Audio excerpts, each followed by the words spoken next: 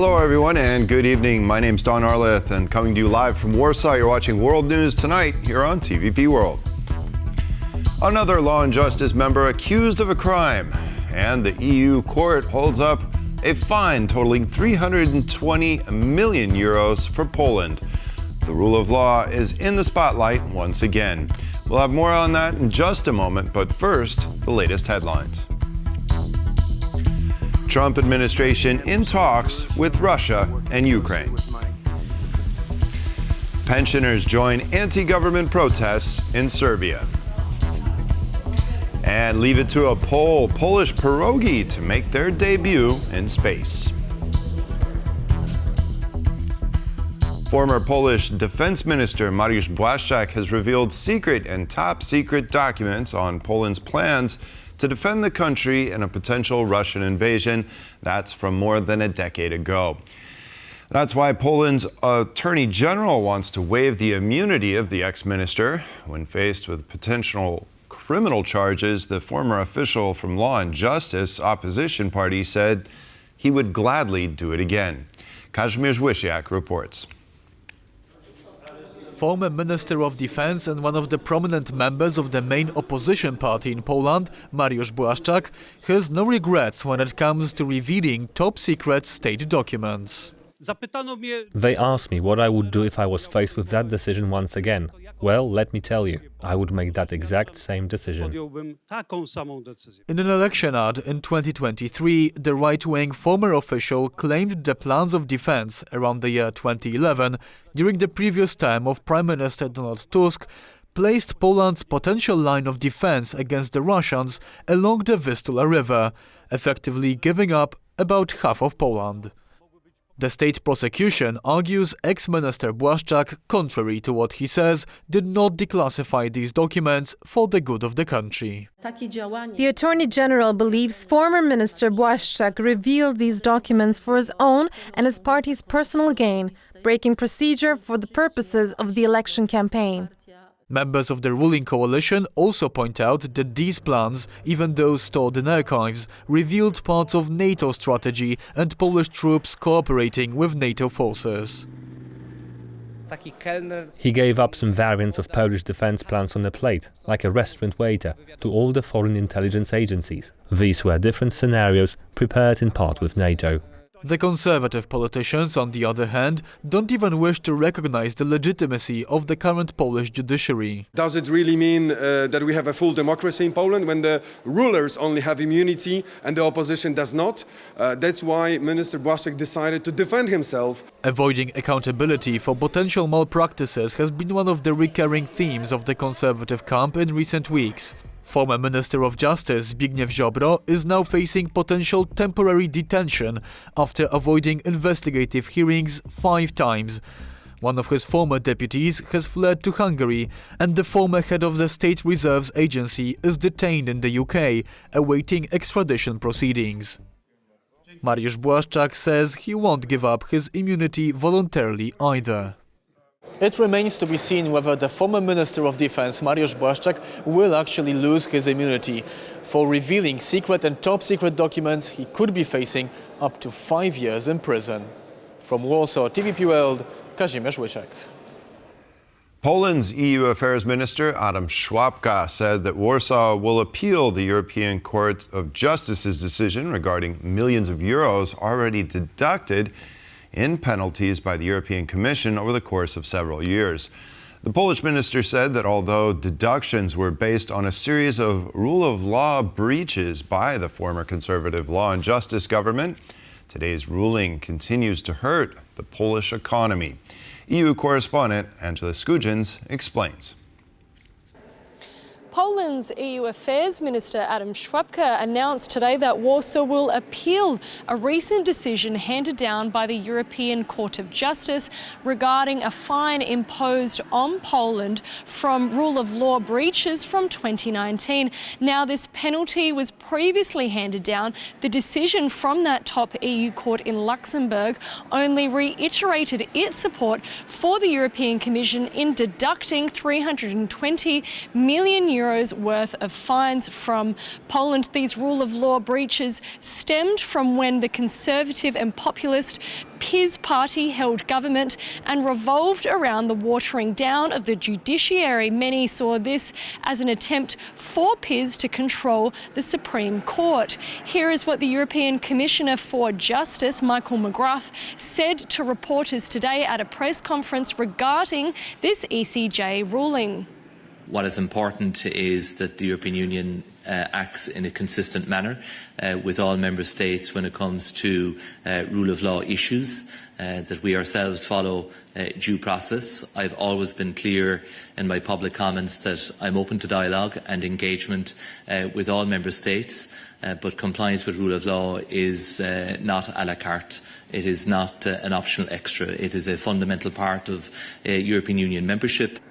Now, these penalties were imposed for a series of violations over that multi-year period, but the European Commission suspended the penalties after 2023 from when the PiS party left government. But as we saw from Warsaw today, they are still agitated about the decision and aim to appeal. But what we're hearing from the Polish mission in the EU is that this fine has already been paid back, but is just another measure showing that law and justice seem to not abide by law and justice. Angela Skujins from Brussels for TVP World. U.S. President Donald Trump has claimed to have held very constructive talks on Ukraine, adding that he wanted to see the war stopped. And now joining us live from the Ukrainian capital of Kyiv is our Ukraine correspondent, Oz Chatterjee. Good evening, Oz. Now, did the U.S. president give any further details as to how he intends to stop the war during that press conference last night? Well, again, light on details, and we do understand that the first official communication between the administrations took place on Tuesday, where Andriy Yermak, that's head of Zelensky's office, spoke to Michael Voltz, the national security advisor. Now, even if the Donald Trump administration, the second Donald Trump administration, was competent enough to broker some kind of talks, the sides are a long, long way away from each other. President Zelensky recently gave a wide-ranging interview to British journalist Piers Morgan. Let's take a listen to a clip of what he had to say. Давайте чесно, Путін вбивця і Let's терорист. be honest. Putin is a murderer and terrorist. It's a fact. Let's be honest. If our allies believe we must move to the diplomatic track, and I believe we are ready to move to the diplomatic track, there must be the United States of America, Europe, Ukraine, and Russia. Isn't it a compromise already? We will talk to Putin. A conversation with him is a compromise for him. And beyond those security guarantees, President Zelensky also said that if there was not going to be those security guarantees, then give Ukraine nuclear weapons, the nuclear weapons that it gave up for the Budapest memorandum. So as you can see, very, very serious issues still to address from the Trump administration before these sides can begin to talk. And there's no sign in the details that anything like that is forthcoming for the time being. Back to you in the studio. Certainly seems like there's still a long way to go there. Oz Chatterjee reporting from Kyiv. Thanks for your report. Poland's defense budget amounted to 27 billion euros and more than 4% of the country's GDP. Poland's defense minister said today. Among the plans of the defense ministry for this year are major investments in the Navy. Our defense correspondent Mark Steele attended the annual clearance of the Polish armed forces and has the story. Poland has been reinforcing its eastern border with Russia and Belarus, which is also the eastern border of the EU and NATO. Last year, construction started on a project called East Shield, which consists of physical barriers, infrastructure, which are aimed at slowing down a potential invasion from the east. Poland will be the biggest beneficiary of European funds for defense, which will be allocated for the East Shield. In recent weeks and days, European leaders have been discussing on how to finance defense projects from EU funds. Poland has been transforming its military in recent years, but this has been especially true about the land forces and its air force, with more contracts being signed last year, for instance, for Apache helicopters or more Patriot batteries for hundreds of tanks. Władysław Kosiniak-Kamysz now says that the aim will be to modernize the Polish Navy. Kosiniak-Kamysz wants to sign a huge contract for 4 new submarines for Poland this year. Submarines provide this irreplaceable capability not only during wartime, such as sinking surface units with torpedoes and so on, but also during peacetime and crisis, which is what we can see in the Baltic. Poland has the third largest military in NATO, said Władysław Kosiniak-Kamysz, Poland's defense minister and deputy prime minister. Poland has surpassed France and now has more than 200,000 troops. This number includes active reserves and territorial defense as well. Poland's standing army is at 144,000, and its strength cannot be counted only by the number of soldiers. Focusing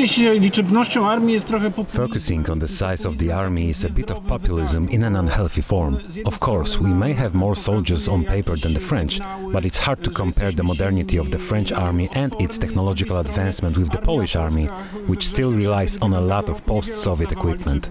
General Wiesław Kukuła, the chief of the General Staff of the Polish Armed Forces, who also took part in the briefing here today at the outskirts of Warsaw, outlined 2 goals for the Polish Armed Forces for this year. First, enhancing the combat readiness of troops, and second, implementing the new equipment into the Polish Armed Forces. Marek Steele, TVP World. Now, seniors join the protest. Anti-government demonstrations in Serbia continue. On Wednesday, the country's capital saw pensioners join the protests originally started by students.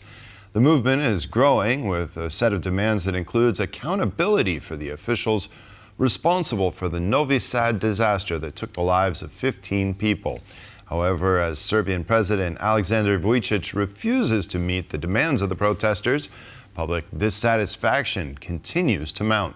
Our reporter Pavel Czaskovsky has more.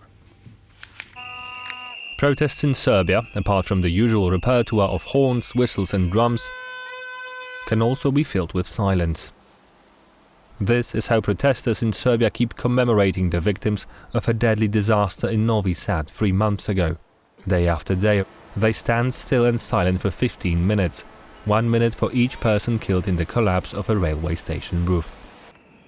These 15 minutes of silence were also observed on Wednesday in the 2 biggest cities in Serbia, a clear sign that the protests, after a massive blockade of 3 bridges in Novi Sad last weekend, have not lost their momentum. I think we are now in a critical phase of these protests where the expectations are running high, but also the stakes are very high. And the expectations and stakes are growing as more and more people join the protests. On Monday, lawyers joined in, stopping all work for a month and effectively bringing the Serbian justice system to a halt. And on Wednesday, the country's capital saw pensioners taking to the streets. Over 3 months of protests, the country's president has tested various approaches to stifling this opposition. According to Filip Eidus from the University of Belgrade, he's used a mix of denial, violence, intimidation and, eventually, dishonest concessions. One day they would send thugs to attack students, to run them over with cars or to beat them with baseball bats. The other one, they would invite them for a dialogue. And although it seemed that the government was reaching out to the protesters when the Prime Minister of Serbia resigned last week, this move was not taken at face value. Not enough, that's not enough. We need more. It's just one man who step up, that's nothing. It's just mask. The protesters would like to see a transitional government put in place instead, a move the country's president says is out of the question. But let me tell you right away, there will be no transitional government, because that decision isn't subject to outside pressure or anything else. The idea of handing over power to plenums or opposition parties doesn't even cross my mind. That's up to me alone, and no one else. And the president's firm resistance to handing over power seems only to incite more opposition. This is deepening the divide between the citizens and the government, which is not a good basis for some kind of resolution of the situation that we have. Therefore, instead of a peaceful resolution, even greater protests are expected. Literally on a daily basis, we have protests everywhere, and one of the things which might happen in the days ahead is the general strike. A general strike in Serbia has already been planned once, but failed. If it succeeds on the second attempt, it would mark the climax of the anti-government protests. Protests that have already become the biggest challenge to President Vučić since he became president in 2017. As the EU seeks ways to wean itself off Russian oil and gas, a new player seems to be sucking up market share from the Kremlin. Kazakhstan just began its first shipments of oil to Baku, where it will be further piped into Europe. This will reduce the Central Asian country's dependence on Russian pipelines by 80% and provide Europe with greater energy security. As the war drags on in Ukraine, some of Russia's closest neighbors are looking to disassociate themselves, looking to Europe instead. We're talking about oil, and Kazakhstan produces about 2 billion barrels of the black gold per year. It's the second biggest producer in Central Asia, behind Russia. Kazakhstan traditionally has had to depend on Russian pipelines to access global markets, utilizing the CPC pipeline to reach the port in Novorossiysk. But with heavy sanctions on Russia and Ukrainian drones targeting Russian oil infrastructure, de-risking and diversifying might be a safer bet. Kazakh national oil company Kazmunigas has just begun shipping its first oil shipments from the Kashgan oil field by tanker through the Caspian Sea to Baku.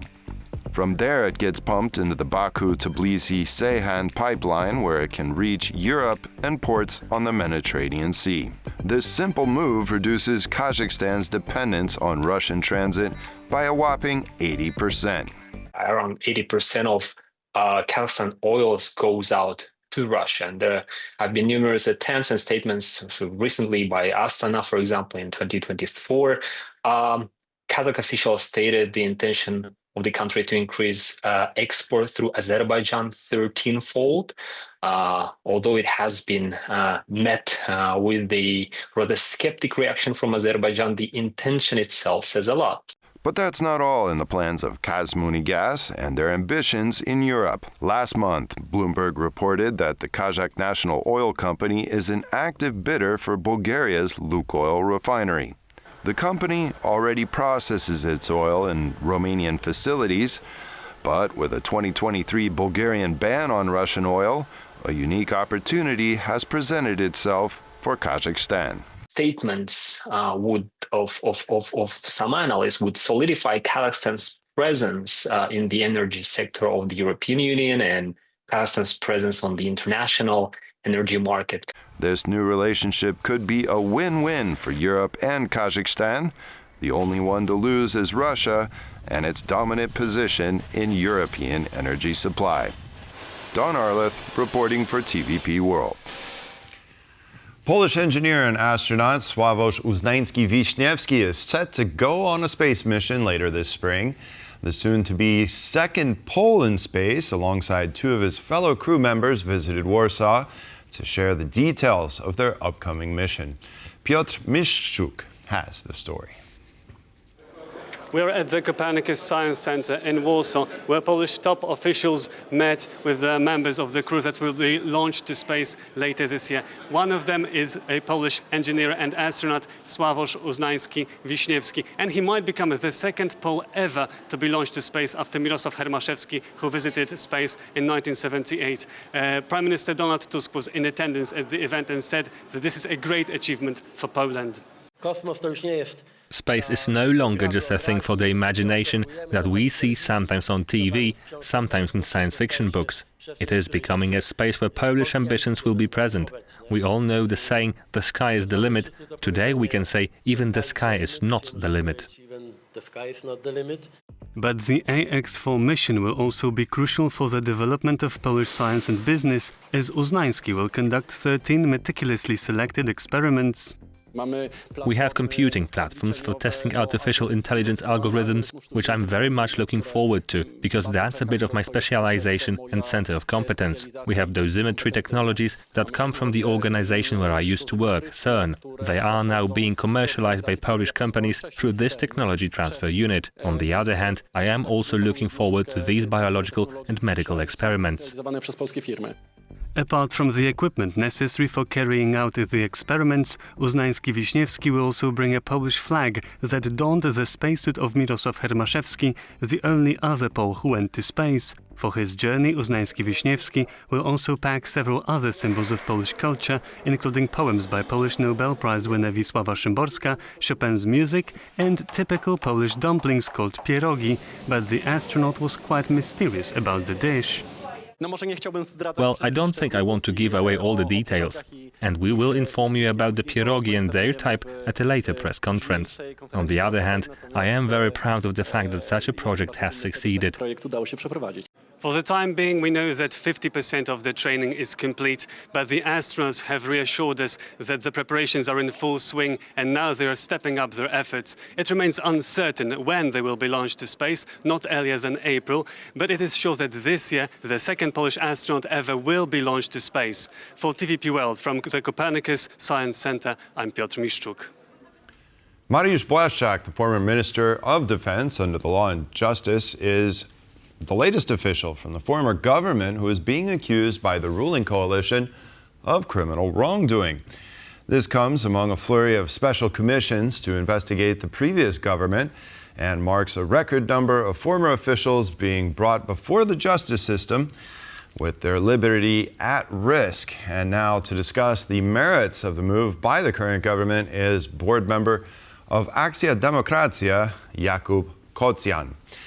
Hello, Jakub, and thank you very much for joining us today on World News Tonight. Good evening. Thank you for having me. Yes. Now, concerning Mr. Błaszczak, former Minister, Defense Minister Błaszczak, he is being accused of leaking top secret information, classified information, during his campaign to show the wrongdoings of the previous government. So where is this case heading for the minister? Yes, so currently the prosecutor's office has asked the parliament to waive the immunity of Mariusz Błaszczak because he is currently the member of parliament, even the leader of the parliamentary fraction of Law and Justice. So it has the same path as many other possibly in the future convicted members of Law and Justice who have their legal problems. And it is really difficult to imagine what worse could be done for the safety of the country than leaking the documents, the classified documents about the potential plans of defending the country during possible Russian invasion. Right. Well, let's just clarify this. This information was never declassified, was it?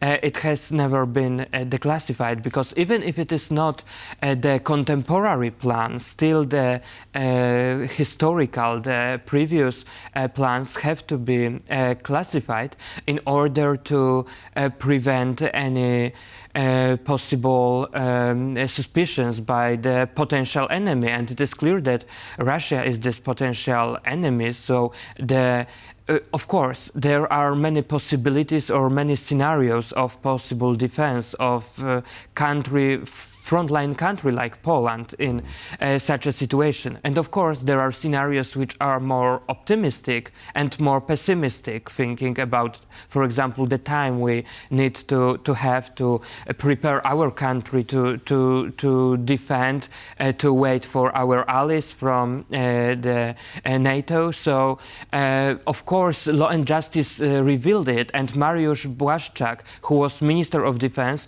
was particularly responsible for having all these materials classified, because who is the person to protect such information if it is not the contemporary, the current, then time Minister of Defense of the state. Right. Now, Mariusz Błaszczak is arguing that these are historical documents and not necessarily clarified, and that he had every right to release him, and he even went a bit further and said that if he was faced with the same decision, he would do it again. The party chairman, Jarosław Kaczynski, has also said that this is a pure political move. What are your thoughts on that? If Minister Błaszczak says that he would do it again, it is probably the thing which should be included by the court who will decide this case if the person with charges is openly saying that he would do such a possible crime or alleged offense again. So definitely it is important information for the court itself.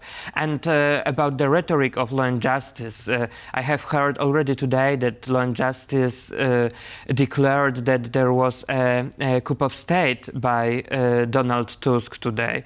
I have not noticed it during the day, such a situation. Definitely, Law and Justice is playing really dangerous game because Poland currently is in very difficult situation. And the only thing which is happening when it comes to rule of law is taking accountable people who had committed alleged offenses or even crimes during 8 years of law and justice government, and it's all. And the fact that the Prosecutor General is at the same time Minister of Justice, which of course is used to criticize that the government is behind it. This change was implemented, this amendment was implemented by Law and Justice itself. They wanted to combine these institutions because of their decision and the will of Andrzej Duda, the current president, who is saying clearly that he would veto any change. It's the only reason why the Prosecutor's General Office and State Prosecutor's Office are connected to the government. But of course, I hope that after the presidential elections, these two institutions, the government and prosecutor's office, will be separate, and it will give even more evidence of the fact that all these proceedings are based on the evidence. And it took time, yeah? It took many months to collect the evidence and all the proofs in these cases. And I believe it's the best evidence itself that it is just based on pure merits. Yeah? Mm-hmm. Right, despite the claims that the opposition party is claiming otherwise. Okay, I'd like to switch gears now and go to the Attorney General Bodnar, who described what happened in the EU today during the ruling of upholding the fine for 380 million euros due to breaches of the rule of law. Let's take a listen to what he said earlier today. It is the judgment that is a result of the ongoing discussion concerning rule of law in Poland, and in fact non-enforcement by Polish authorities in 2021 of the interim measure that concerned the system of disciplinary accountability for Polish judges. So to a great extent it is a consequence of the fact that for almost 2 years this system was existing. It has been eliminated more or less in 2023, but still the money that has been adjudicated at this time, individual penalties for each day of violating the EU law are there. So basically, as I understand, the Court of Justice had to give that kind of a judgment that is looking back into the past. Okay, so in this case, despite the fact that it was the last government, still the current government is going to, well, they're going to try and challenge this decision and see if they can't get the money that's already been paid back.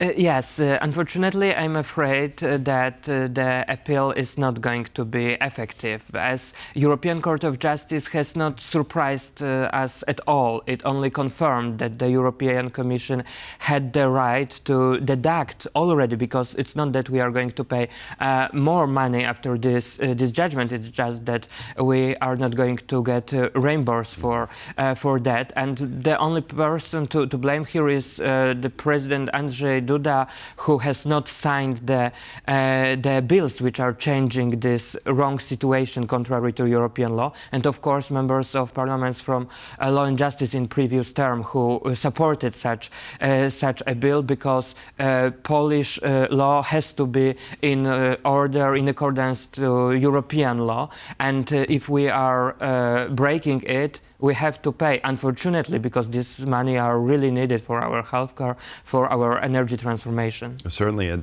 definitely added up to quite a big, hefty sum of money. Well, I'd like to thank you for coming in today. Of course, Jakub Kocjan from the Akcja Demokracja. Thank you very much for joining us. Thank you very much. Appreciate it. And that concludes this edition of World News Tonight. Thank you for joining us, and stay with us for more here on TVP World.